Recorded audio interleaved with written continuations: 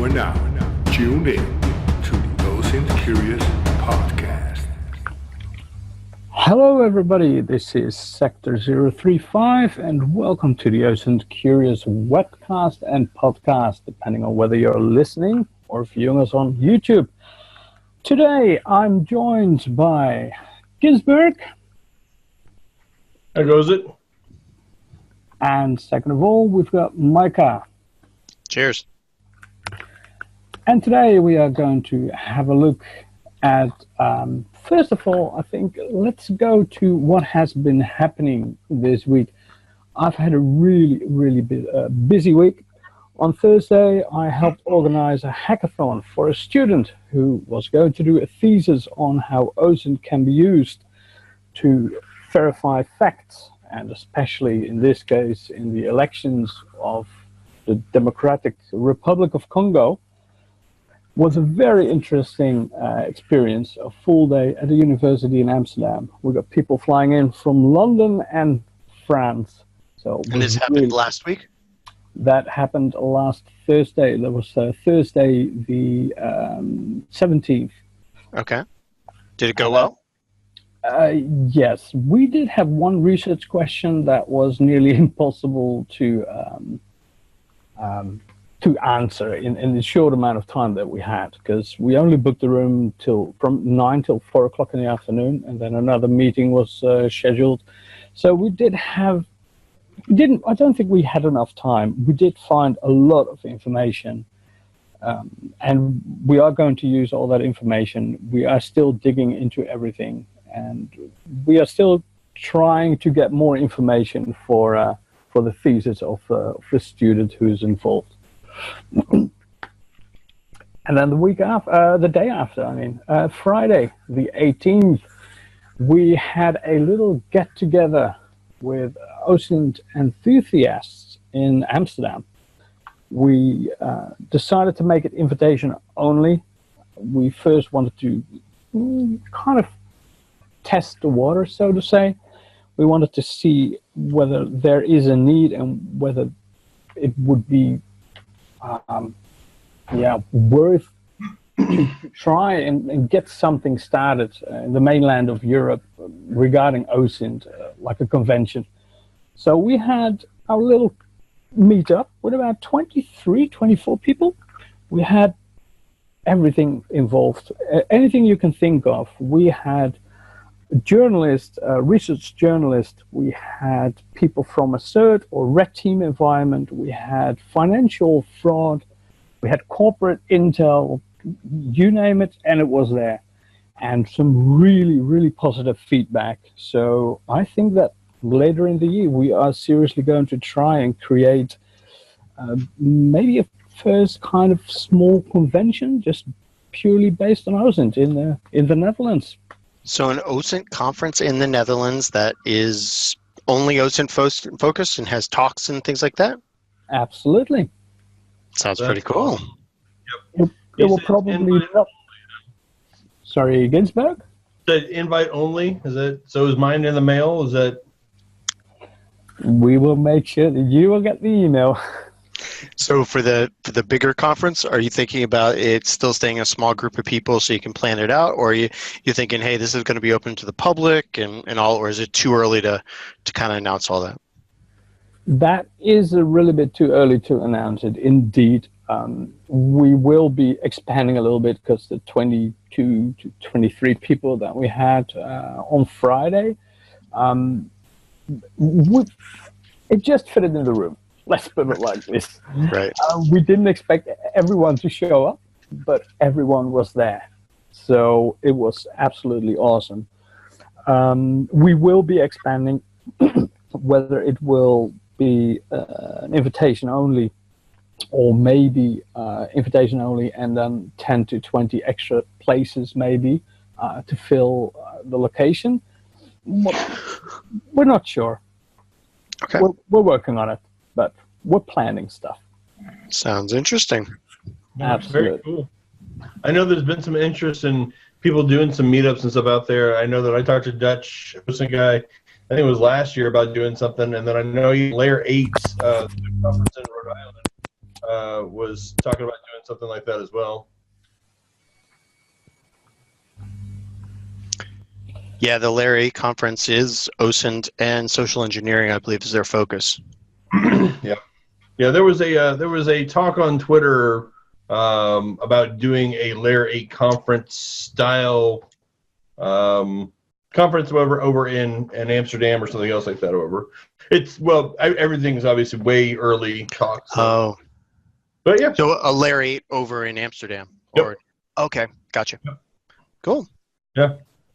I think everyone's just kind of happy to have like-minded people, especially in the OSINT community, like be able to come together and kind of share tips, talks, all that stuff. So any enthusiasm, I think, kind of gets grabbed up, and people are excited. Well, and I've seen for over the last bunch of years that many of the mainstream cyber conferences, whether it's national or regional, the portion of talks that are becoming more OSINT-y or reconnaissance focused is growing. So there definitely is a need or a desire for more information to be shared. And so having our own conferences sounds like a really great idea. I mean, DEF CON opened up Recon Village. That's right. I mean, even like with Kansas City B-Sides, like I will be running the OSINT villages out there. So that was an initiative that I took on. There are a lot of people that are wanting to spec into more specific recon type things, whatever. It's not just blue teaming and red teaming. OSINT kind of plays in both sides and both waters. And it's even expanded past, cybersecurity, infosec stuff. It's, intelligence, it's business intelligence, it's it's whatever focus you kind of want to make it. It's just the tools and the mindset of how to get that information and have it actionable. So it's nice that people are picking it up, whatever, because I think even in like marketing and sales and things like that, the reconnaissance aspect of it will be it will either be something you use in the future or it's something that will make your job obsolete, kind of thing. So. Yeah, no, the really cool thing is Chris Kabaka was also at a little meetup in Amsterdam, and Chris wrote, of course, a few books like Hack the World with OSINT, and she is also organizing the B-Sides Amsterdam later this year, so she was also already begging us like, come on, when the call for papers is over, and just come on with your OSINT stuff, because we need to bring it more to the table. Very cool. Okay, I see we also received a few user-submitted questions. The first one is from Sapient IACSEC. Do I say that correctly? Sure. Sapient, hi guys, great show. Could I ask you, how granular do you go with protecting yourself when you are carrying out OSINT on a subject? I'm currently new and using a VM as well as a VPN. Do you go as far as altering your timestamp on your device so that it is the same as the VPN for the country you are in? And do you use a user agent switcher? Who wants to talk about that? Ginsberg, any thoughts? So I think it depends on what your, I guess, kind of mission operation or what your status is. It depends on if you're doing, corporate recon for like a pen test and you're doing, just fingerprinting passive scan stuff.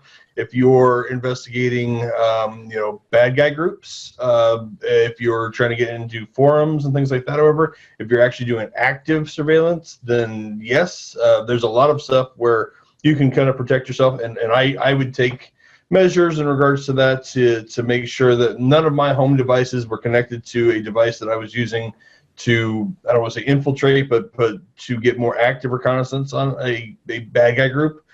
So if it's, if it's hate groups or if it's terrorist organizations, if it's human trafficking, if it's anything else like that, however, then, you want to make sure that your threat model is appropriate for your level of risk. Like I said, if you're doing business intelligence and things like that, I don't think that it's something where you have to go through and go cloak and dagger with it because, a lot of that stuff is public information. But if you are looking at human contacts, or if you're looking at stuff that's going to be actionable in a legal case, then I think that that's something you definitely need to back up and make sure that you have your environment set up prior to actually doing your searching and stuff. And like I said, it depends on versus passive or active searching and stuff, because there's a lot of human kind of intelligence you can get out of forums and interacting with people.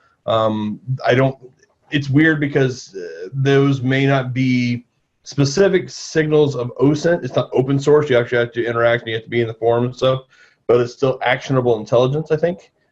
If you're doing the same thing with a vulnerability assessment for a CEO or something else like that, where you're showing them, how much public information there is about them, maybe you don't want to tip off to that person that you're actually doing that investigation, but you still want to interact with them online. Maybe get them to friend an account of yours because they have a private status or something. That's something that you can definitely set that type of stuff up as well. But like I said, I think it really depends on what your goal or what your mission and the OSINT stuff is. So, yeah, I'd agree with that. That depending upon, you need to base your protections based upon the threat level. So if you're going after hate groups, you're going to have a different level of threat and possibly hacking back or doing reconnaissance on you or diving into your persona than if you're doing business intelligence against some competitors' website or LinkedIn profiles. There's different levels there. And what we have is a bunch of different techniques, OPSEC techniques, whether it's using sock puppet or fake accounts, whether it's using VPNs and proxies, or whether, like Ginsberg says, it's using going through the entire process and maybe even using your own system on a MiFi and going full into your OPSEC and your protection mode. So the protections that you put in place are going to be scaled down or scaled up depending upon the risk. Okay, that's more than clear. What about you, Sector? Is there anything specific that you do with your investigations or anything that you specifically adhere to when you're doing stuff? Well, I'm mostly involved in geolocation and chronolocation, determining timestamps. I do some basic recon on social media, but besides the VPN, I'm not really taking care of changing my local timestamp. But then again, I'm not someone who is looking, for instance, at corporate websites or maybe even nation states or something like that. So I'm just looking at stuff like Facebook, Instagram, Twitter. So there's no need for me at that moment to change my local timestamp. That's cool. Okay, let's see. We have a second question. Let me read it. I wanted to know, with the removal of Facebook Live, do you have any alternatives as to monitoring a place or event thanks to geolocation? Yeah, also Twitter. He claims that Twitter also seems to reduce the possibilities regarding geocoding, just cities or big areas. What do you guys use? So there's a couple of different things. First off, I think it mentions in the question, or if it doesn't, just something to know is that a lot of the platforms, whereas they used to be geolocation turned on by default, are actually starting with geolocation maybe turned off on the platform. So we see less and less things that are actually geotagged in social media, unless the person has gone and checked that on, or if they've gone ahead and geolocated themselves by checking into a certain location. So I think there's less data. There are tools out there. In fact, we'll put in the show notes here, or on OSINTCurious, we'll put on the show notes. There's a tweet that somebody put out that is kind of a workaround for the fact that Facebook Live has been switched to Facebook Watch, and they're not showing individual points and people broadcasting on that map of the world anymore. There is a little bit of a workaround that will that I think TechNazet found on Twitter, and we'll put that in the notes.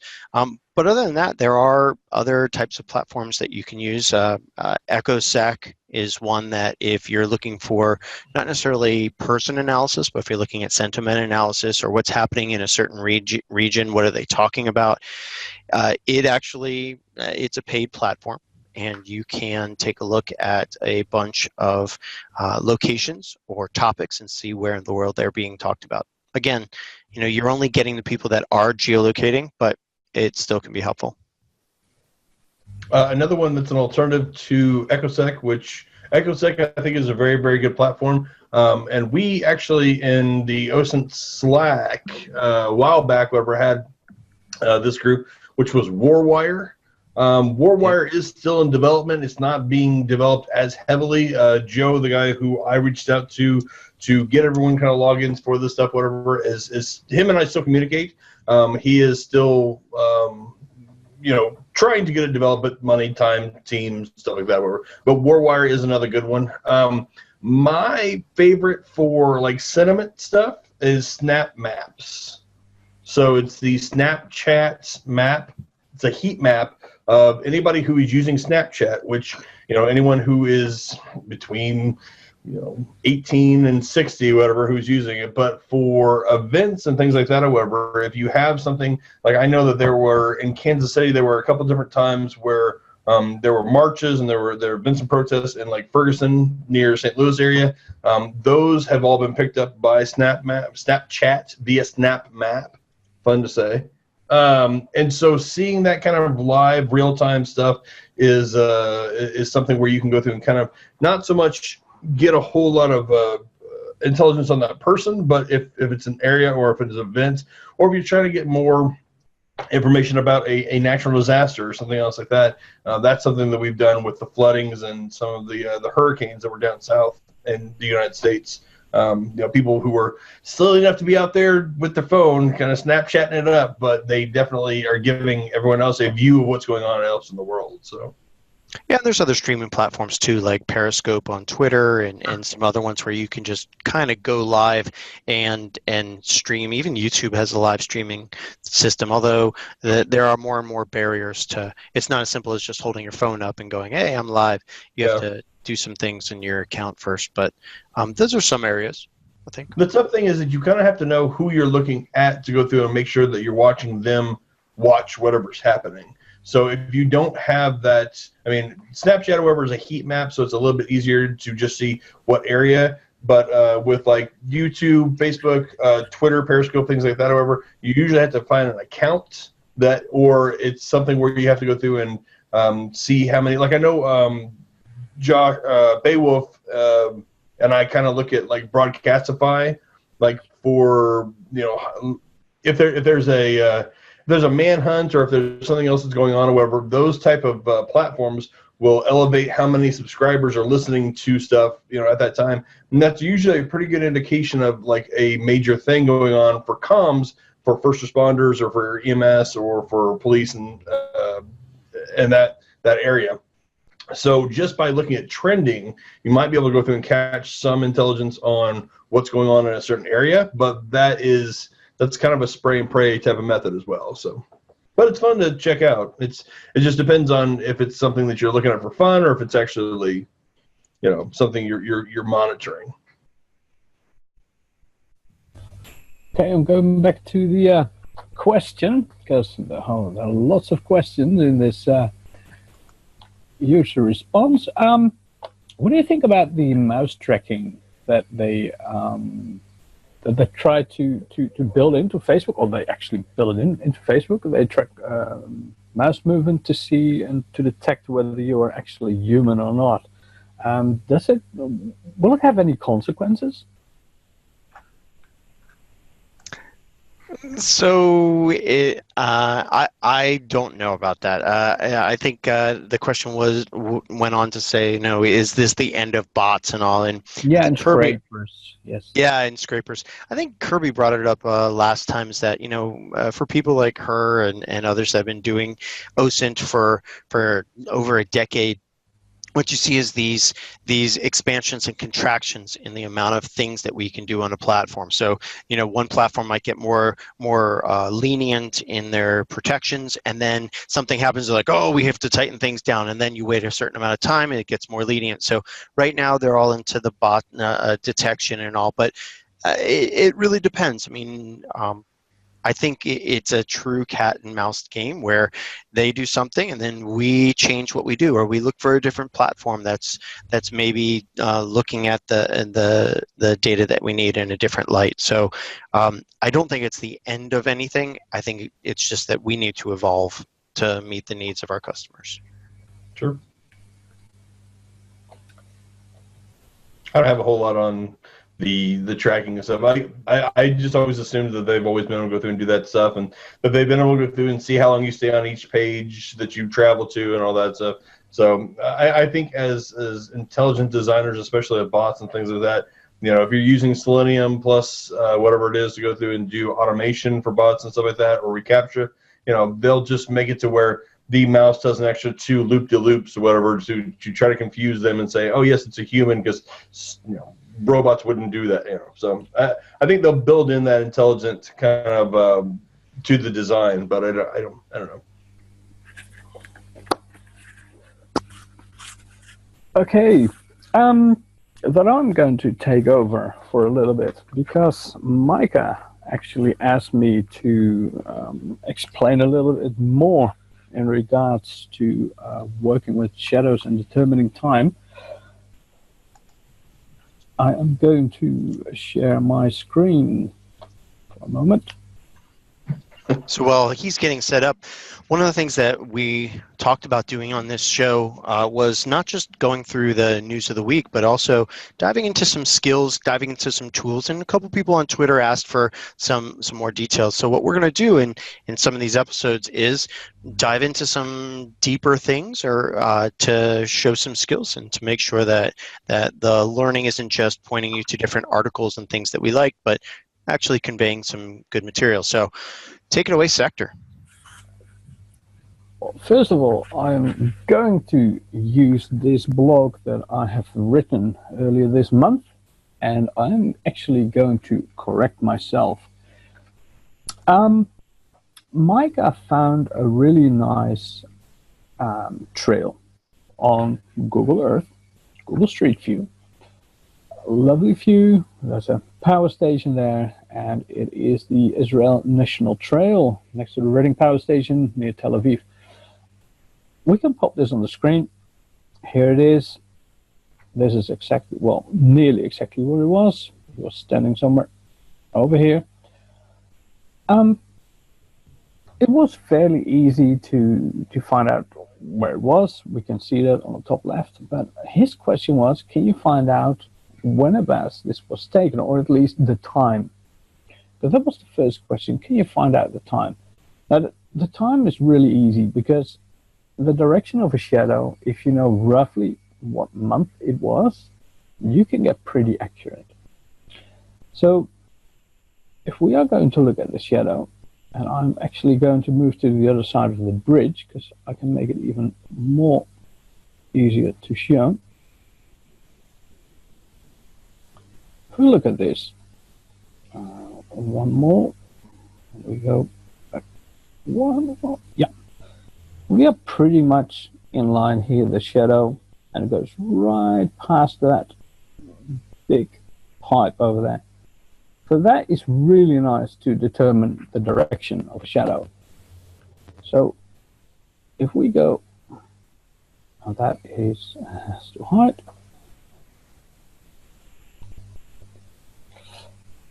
If we go over here, we can see that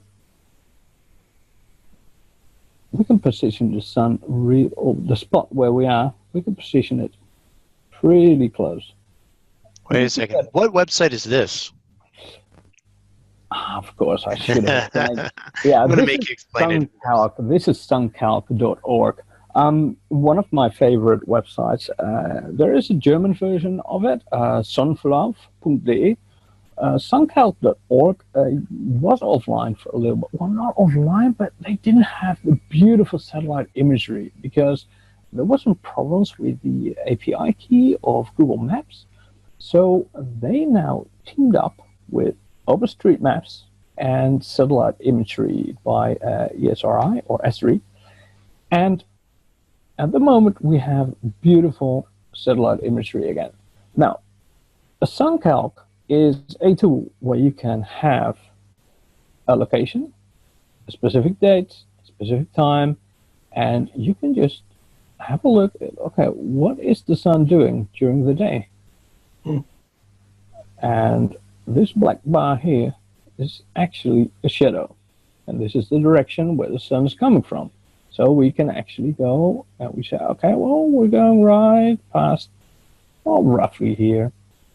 So about 8:15. Oh, because right below the sun in that line, you can see the smokestack right on the arc of the sun to the right there. You can see the smokestack. There it is. So you're lining up the sun with that where the shadow would be. Okay. Indeed. Because if we are looking here and we look at the shadow, yep, right there, we can go right past it. A few degrees here and there. That's just a little margin of error for this case. So, well, we can go around here. So maybe 824, something like that. But we can actually, if we are going to, for instance, the 30th of June, we have to go a little bit later, because then it gets to 8:41. So our window is about 8:20, 8:40. So in my blog, I went over and I thought, you know what? It is June 2015. Let's go and look at the weather. I thought there was a little bit of sun because we could see some clear shadows here and there. But it was in the morning. It had to be at least a little bit cloudy because we know it's the morning. There's no doubt about that. Because if we look at SunCalc, we see the shadow is falling towards the water. The sun is coming from the power plant, so it is in the morning. The sun is still the east. So it had to be at least somewhat cloudy in the morning. So I went over and used time and date to go back and look at the weather for Israel, Tel Aviv in June 2015. Now, the only morning I could find that it was actually cloudy, according to the historical data, was the 28th of June. So I quickly answered the question and thought, okay, well, you only wanted to know the time, but I think it may have been the 28th of June. I'm going to correct myself now, because we're going one step further. So we determined roughly, I'm going to this one, we determined the location where the sun is and where the shadow is going towards. Now let's have a look at this pole. And the shadow, it casts and it stops here. There's a little line in the concrete. I don't know whether we can see it here. No, we have to go back. Yeah, it's a little bit faded, but yeah, you can see it. The shadow stops here, right on that line. So I'm going to take one step back. I'm going to see whether I can get this as horizontal as possible and get this as vertical as possible. Now, you can still see the line in the concrete here, very vague, but we're able to use that. So I'm going to try and adjust it, and get it as horizontal as possible, because I want to look in a 90-degree angle onto the shadow. That would be perfect. What would be perfect is this, if this pole is standing vertically for me, because, well, as you can see, it slants a bit. That's because of the fisheye lens that they use. So I'm going to try and get it as close as possible. I'm going to capture a region. I already did it, but I'm going to do it again. For this, I just use any kind of screenshot tool. So we're going to copy the image, and I'm going to put it inside Inkscape. Inkscape, really cool. It's a free vector editing and drawing program. And the simple thing I'm going to do now is I'm going to simply draw a line from the top of the pole. You're not showing us that part of your screen yet. Ooh. I think you're still sharing out your web browser. Then I am going to share. Let me have a look. Where can I share? A new share. I'm just going to share my whole screen. So here we are. There you go. Inkscape. And I'm going to select the pen. And I'm just going to draw a line vertical as I can. Now on the bottom, in the status bar, you see how long it is, how long the line is. This is millimeters. It doesn't matter. It can be bananas. It can be amount of stacked chairs. I don't care. There's a number. So let's say it's about 59.5. So it's 59.5. And yeah, it should be going here. It's 103. So 59.5 and 103. So if we go back to SunCalc and we say, I want something that is 59.5 high, it's going to set the option, okay, well, we have an object and the height is 59.5. This is in meters, but again, it can be in bananas, I don't care. Because an object of 59.5 whatevers have to cast a shadow. So the shadow has to be, I measured it in Inkscape, 103. So the only way I can get to 103, well, here it is getting close, 103, but I'm a little bit far away from the pole, so maybe I can go to the 1st of June and have a look.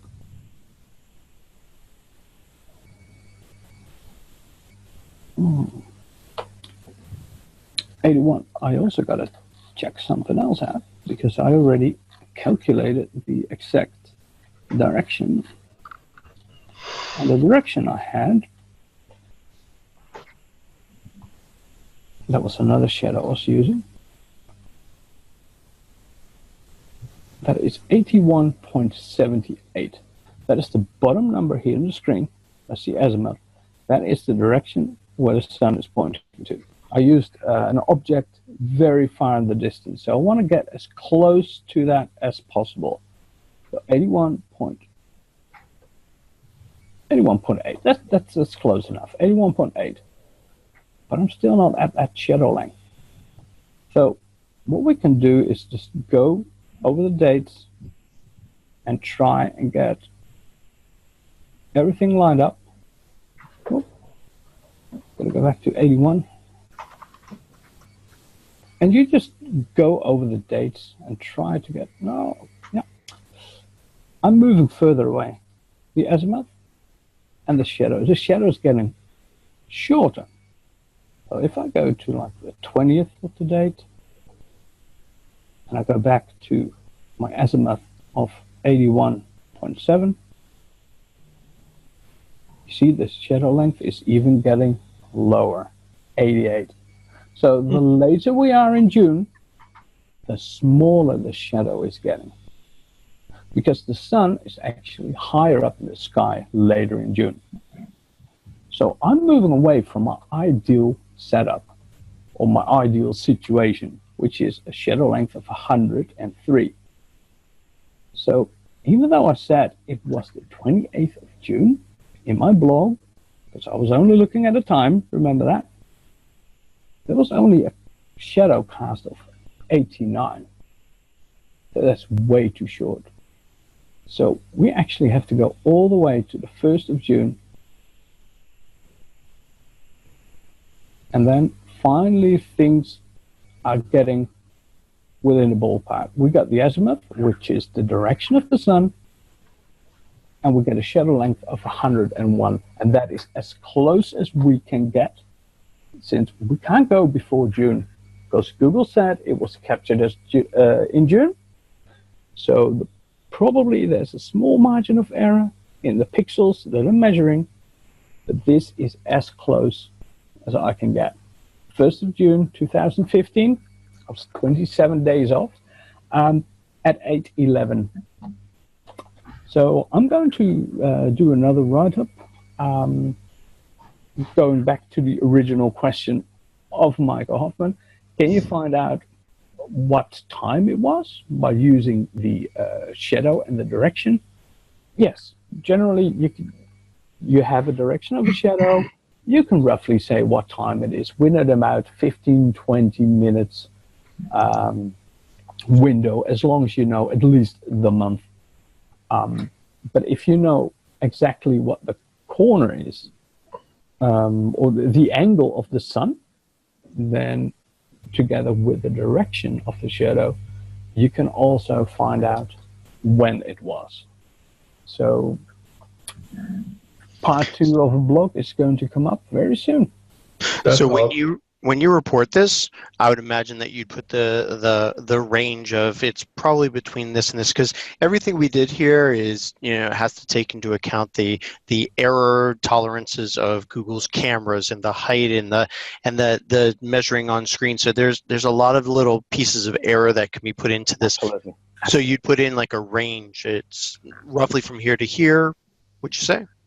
Yes, absolutely. And for instance, the investigation that we did for BBC Africa in Cameroon, where the 2 women and children were shot, I did these kind of calculations too, but I spent a long time on it. And I took things to the extreme, like, okay, what if I subtract a few pixels? What if my angle isn't correct? What if I add another 3-4 degrees one way and the other way? So we actually said, we're not going to set for a date. We're going to set for a time window. It could be within a time frame of 2 weeks. Around that time, but a total time span of 2 weeks, because we wanted to be absolutely safe that we were well within the margins of error. Sure. Well, and I'm just thinking in the OSINT stuff that I do, I always try to think about what else could this mean. Google Street View posted that it was June 2015 when the imagery was posted. And the question is that when it was posted to their site, or is that when it was actually taken? Because if you switch to May, the end of May, I'd imagine you'd be even closer on the azimuth and shadow length. So I think, something like the 28th of May, I think that will be really getting close. Yeah. That's already a little bit too late. Well, cool technique, man. Thanks for sharing that. Yeah, that's really awesome, actually. Like the world of geocalculation and stuff like that kind of like boggles my mind. So seeing that you can use something like SunCalc to go through and do this, and the azimuth or whatever, all the stuff you said, that's really neat. Yeah. There is another thing, because I was also helping someone else last night, geolocating something in Sudan. The thing is, if you have no clue where this is, but you do know, okay, I know a country. Let's say we already know that it is in Israel, but we don't know where. And let's say we don't have such a huge hint like this power station. But we only have maybe a building or a mosque, but you have seen like at least 30 or 40 that look quite similar. What you can also do is, when you know the shadow length and you know the angle and the direction of the sun, you don't even have to know the direction. If you know roughly, like, okay, I'm looking at a video that was posted in the last 2 or 3 days, you just go like, okay, so we've got a certain height of an object and we've got a length of shadow. So if we go to today, and I'm going to go over this, and all of a sudden I see, hey, okay, I've got the shadow length that is really close to what it should be with the object height that I know, and we don't know anything else. We only know it is, Hey, today. I said today. Done. Okay, let's go to today, 2019, January 20th. Done. And I'm going to have, oh, wow. So let's say we've got the shadow 103, object height 59.5. As you see, now it's in January, the sun is in a completely different angle, but still, we've got that shadow length. We can now see that the sun is in the southeast, which means if the sun is in the southeast here, I'm not looking at southeast. So I can use a location and the length and the angle of a shadow and the sun. I can use that as a compass, so I can find out which way I'm actually looking, so I can start understanding where am I looking at. Am I looking north or am I looking south? So you can use that knowledge to find certain spots. So now we know, okay, so we have a path, and then in the southeast, in this example, in the southeast is the power plant. Of course, this was June 15. So if you quickly go to June 15 and we don't only know it's Israel and nothing else, we go to June 15 and we just take a day in the middle of the month. And we are going to go and set up that shadow roughly, because we had the height of an object, 59.9. We have the shadow length because we measure that. So we have Israel. We know it's the data was taken. So now we know, okay, the sun is pretty much east northeast. So we now know where this object is from our point of where we are taking a video or where we are taking a picture. So you can actually use a shadow and the information that it gives you in a photo or a video, you can use it to get a bearing on where you're looking at. And you can use that information to geolocate items a lot faster. Cool. Thanks for showing us that sector. Yeah, that's really neat. That's why I'm called the shadowy guy. Oh, jeez. Okay, we'll let you have that one. Yeah, we'll let you have that one. Okay. Ginsberg, do you have anything that you want to show? I just had a couple things that I wanted to highlight real quick. Let me see if I can also share my screen.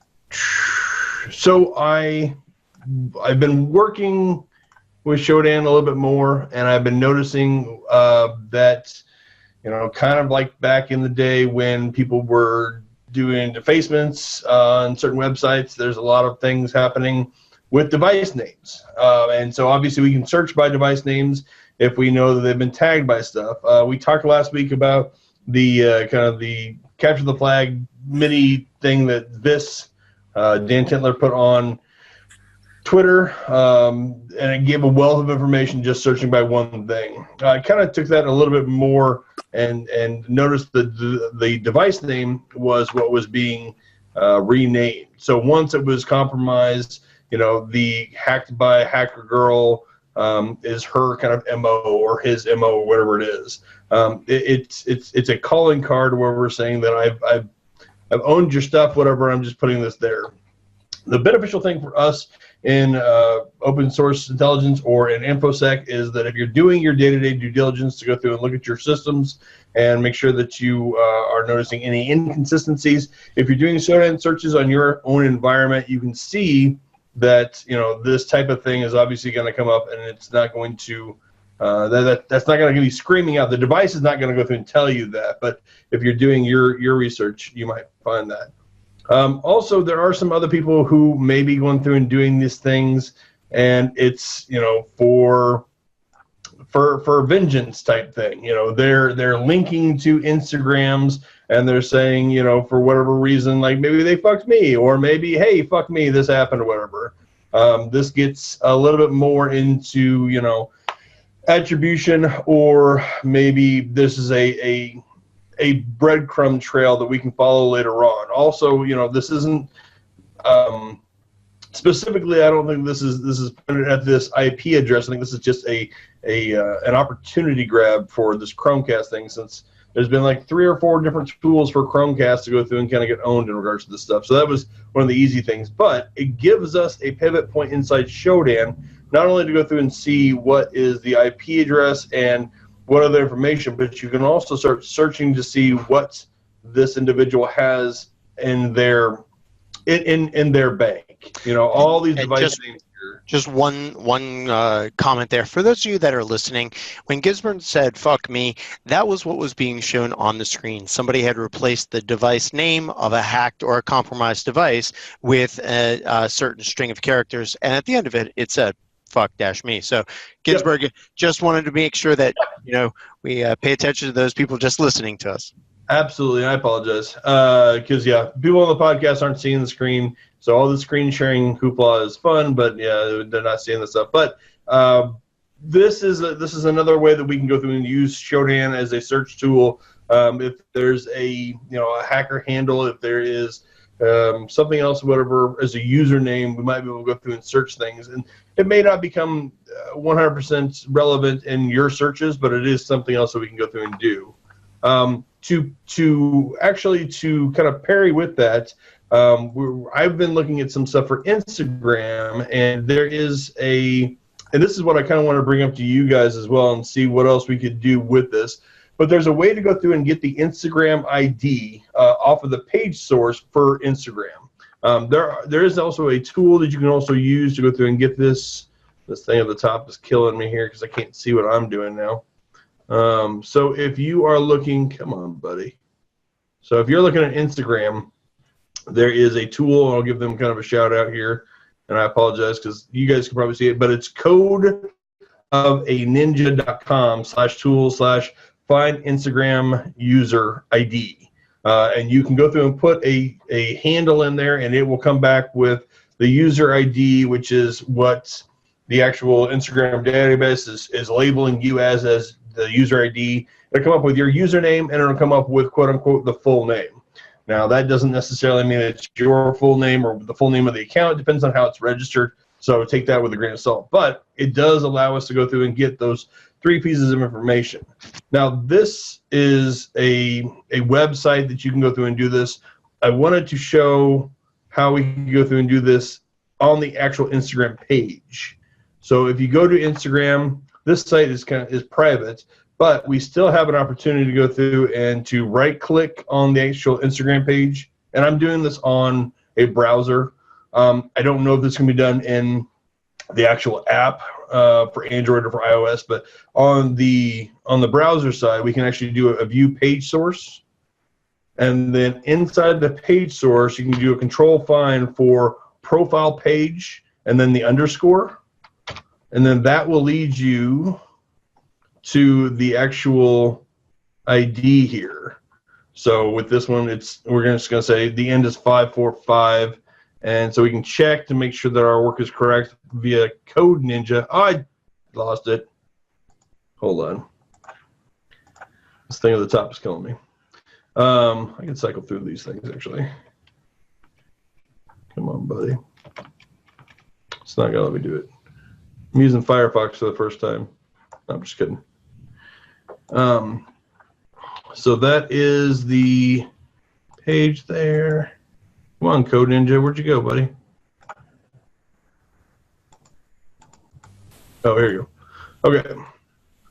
So you can see on that we can verify the results from what this tool is grabbing versus what we can go through and grab on the page view.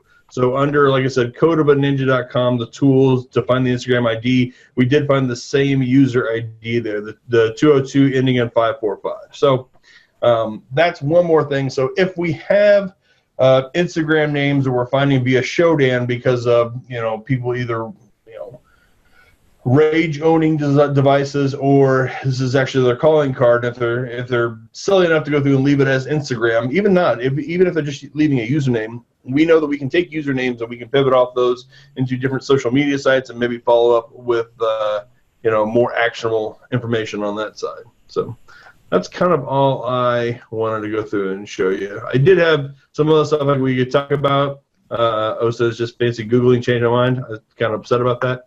But that's really for the skill side all I really got. Cool. So I will all right. return the page. Can I share something? Absolutely. All right. Let me go ahead and share. So while he's doing that, I did have a question on the Instagram ID stuff. I know with like Facebook ID and Instagram ID, since they're kind of same company now, is there anything else that anyone else has actually used via social media search for Instagram ID? It's kind of a newer thing for me, so I was just wanting to see if anybody else has used that to actually search for anything valuable. No, the ID itself, I've never used to find anything on Instagram. It's usually profile name based. Yeah. Yep. All right. So one of the things that I did a while ago was create this project called What's My Name.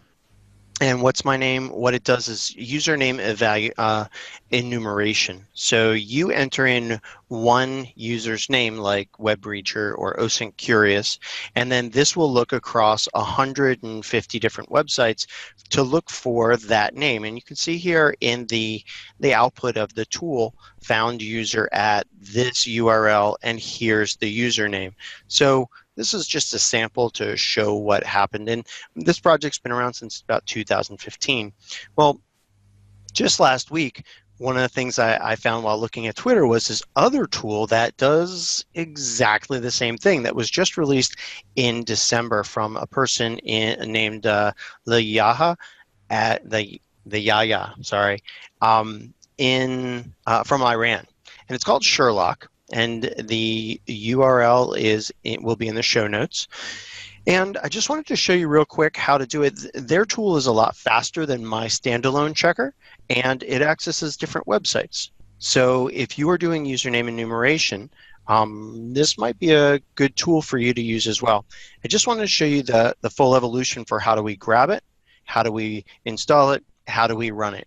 And this will take about 5 minutes. So for those of you that are not as familiar with the command line, I'm just running within a virtual machine here. This is a Linux system. This is Kali Linux.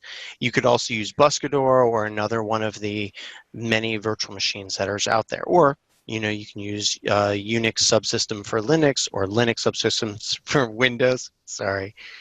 So one of the first things that we need to do is we need to get this from GitHub. And what I like doing is just copying the URL and then opening a terminal window. So let's see, that wasn't it. Hang on, that opened a window, but that wasn't the window I wanted. Here we got favorites and terminal. So I've created a directory called tools. In this directory, I have my project called What's My Name. If I want to retrieve this project from the GitHub site, one of the things I can do is follow their instructions, clone the repository. So from a command line, you can issue git clone and then the URL. So I'm going to just go ahead and do that, git clone. That tells the Git client to go ahead and grab the information from the website and put it on your local system. And here we have a directory now named Sherlock.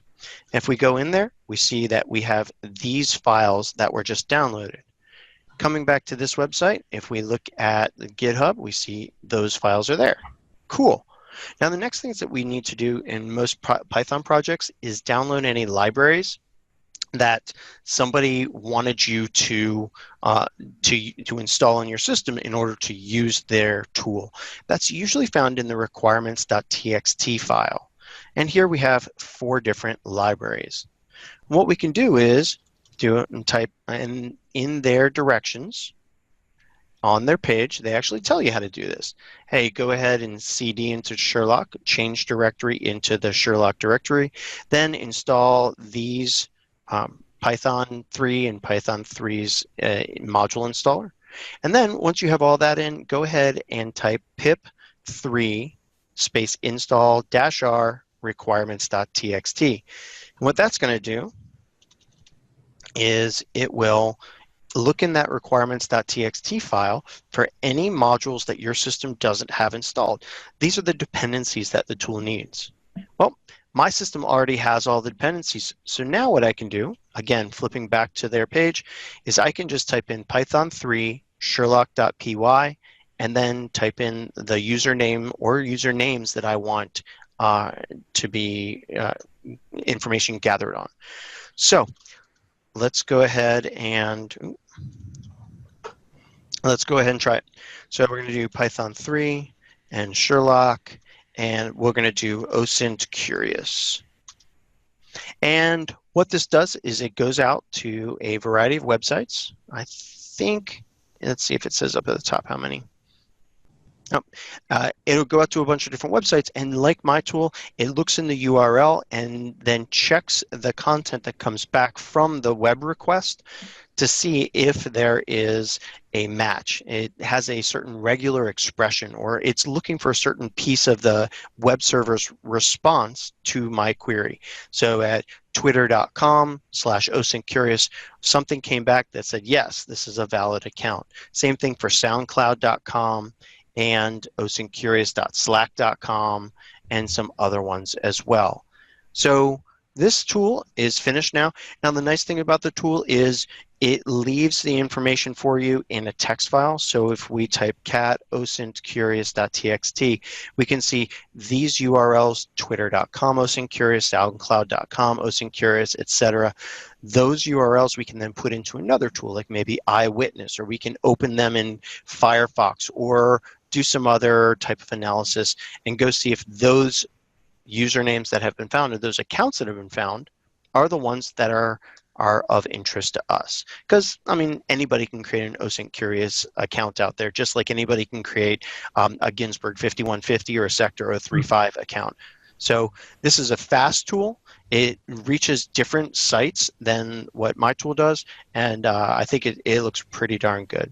Once again, this is a lot better than like Name Checker or something else like that that's on there. That's kind of cool. So is it you playing EVE Online then? Is that you? No, there is no account on EVE Online. It will come back with the possible best matches. Oh. Yep. Yeah, and that's one of the things I found in Ginsberg, which inspired me to make the What's My Name project in 2015, was that when I went to namecheck.com and noam.com, I got a lot of false positives back, and everything that was happening was magic. You know, you submit the information, and then they figure out if a name was actually found. It was also hard to get all of the names, because in the web page you have to move to different tabs and click these things to be. Okay. So I wanted to make that all from my system, and that's why I made the project. And they do a lot of the same things that I did. If you look in this directory, there's a JSON file, this data.json file. And if you look at it, you can see what they're looking for. So here there's the URL. They paste in the username between those two curly braces, and then they're looking for an error message, or this message page does not exist. Some of them, like Facebook, they'll look for a regular expression here and other stuff. And if you look at my project,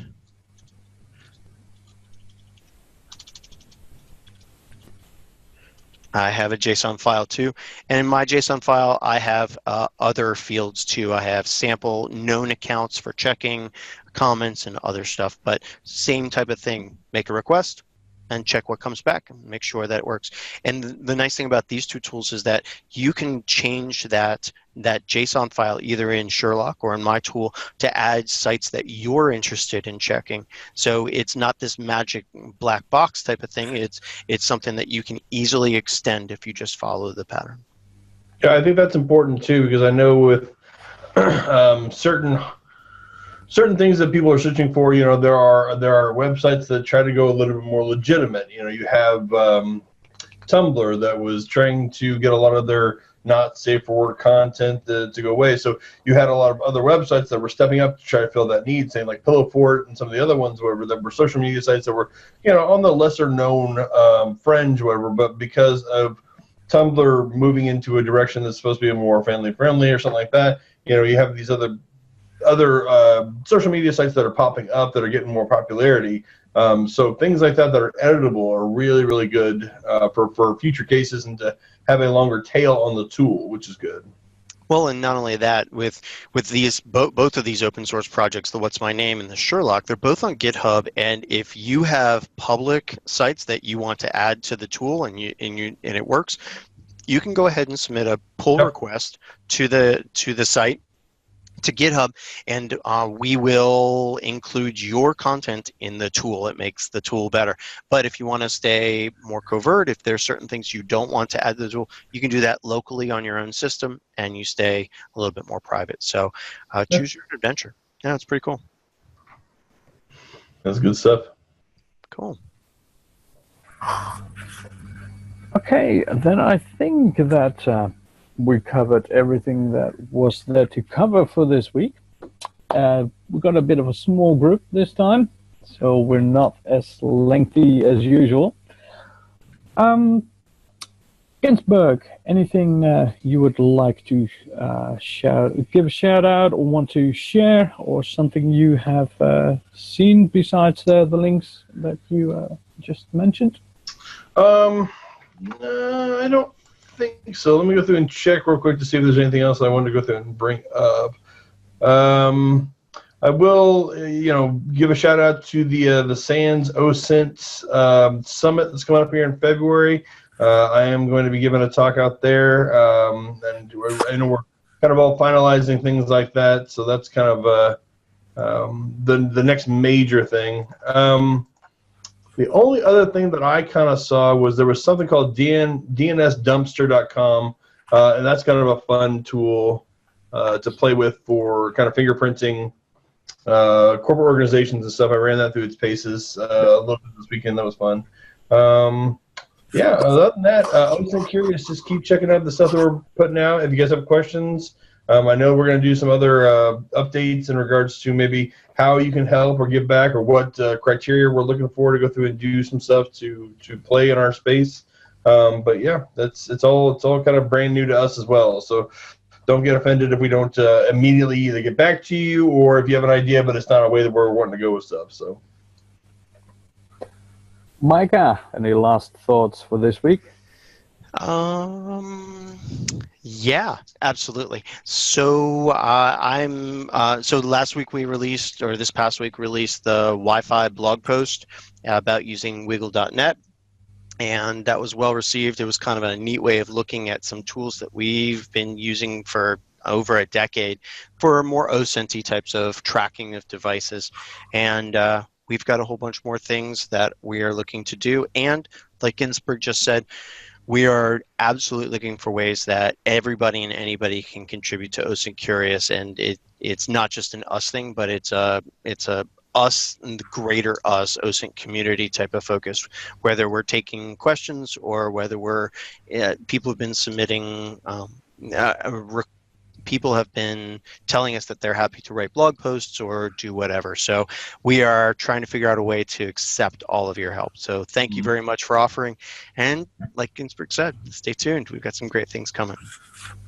Well, then I'm going to talk about one last thing, because I just remembered it, and it really would have been on the show if we remembered. A hitman was caught because of the fact that he still wore his lovely GPS Garmin smartwatch, I think it was, while doing recon, and probably also while actually performing hits. Well, that's just silly. Just don't make sure you take it off, or you don't wear it on you, or at least don't keep your online status, go in and track your whole run, and then Or maybe minutes don't kill people. I mean, I knew you were No, going to say that. maybe we could just do that. Yeah, you know, Really good. don't kill people, and it doesn't matter. Yeah. Really good point. Absolutely. No, major F up, but yeah, amazing that that they used simple techniques like Strava that we've all looked at and blogged about.